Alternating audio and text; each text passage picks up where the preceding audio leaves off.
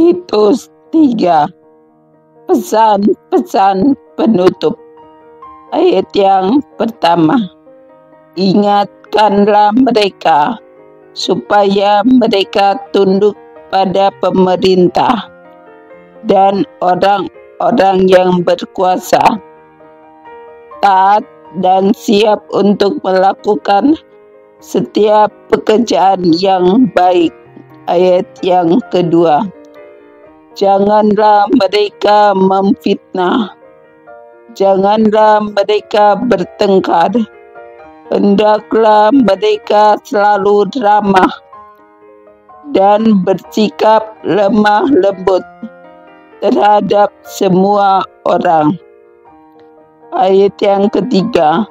Karena dahulu kita juga hidup dalam kejahilan, tidak taat, sesat, menjadi hamba berbagai-bagai nafsu dan keinginan, hidup dalam kejahatan dan kedengkian, keji, saling membenci. Ayat yang keempat. Tetapi ketika nyata kemurahan Allah, Juru Selamat kita dan kasih-Nya kepada manusia. Ayat yang kelima. Pada waktu itu Dia telah menyelamatkan kita, bukan karena perbuatan baik yang telah kita lakukan, tetapi karena rahmat-Nya, oleh permandian kelahiran kembali dan oleh pembaharuan yang dikerjakan oleh Roh Kudus. Ayat yang keenam. Yang sudah dilimpahkannya kepada kita oleh Yesus Kristus, Juru Selamat kita. Ayat yang ketujuh. Supaya kita sebagai orang yang dibenarkan oleh kasih karunia-Nya berhak menerima hidup yang kekal sesuai dengan pengharapan kita. Ayat yang ke-8. Perkataan ini benar, dan aku mau supaya engkau dengan yakin menguatkannya, agar mereka yang sudah percaya kepada Allah sungguh-sungguh berusaha melakukan pekerjaan yang baik. Itulah yang baik dan berguna bagi manusia. Ayat yang ke-9.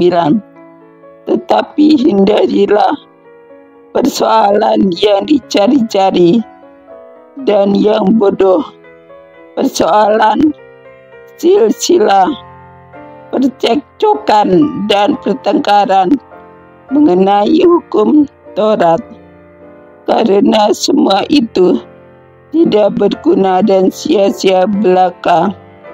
Ayat yang ke-10. Seorang bidat yang sudah 1-2 kali kau nasihati, hendaklah engkau jauhi. Ayat yang ke-11. Engkau tahu bahwa orang yang semacam itu benar-benar sesat, dan dengan dosanya menghukum dirinya sendiri. Ayat yang ke-12. Segera sesudah kukirim Artemas atau Tikhikus kepadamu, berusahalah datang kepadaku di Nikopolis, karena sudah kuputuskan untuk tinggal di tempat itu selama musim dingin ini. Ayat yang ke-13. Tolonglah sebaik-baiknya Zenas ahli Taurat itu dan Apolos dalam perjalanan mereka, agar mereka jangan kekurangan sesuatu apa. Ayat yang ke-14. Dan biarlah orang-orang kita juga belajar melakukan pekerjaan yang baik untuk dapat memenuhi keperluan hidup yang pokok, supaya hidup mereka jangan tidak berbuah. Salam, ayat yang ke-15. Salam dari semua orang yang bersama aku. Di sini, dan sampaikanlah salamku kepada mereka yang mengasihi kami di dalam iman.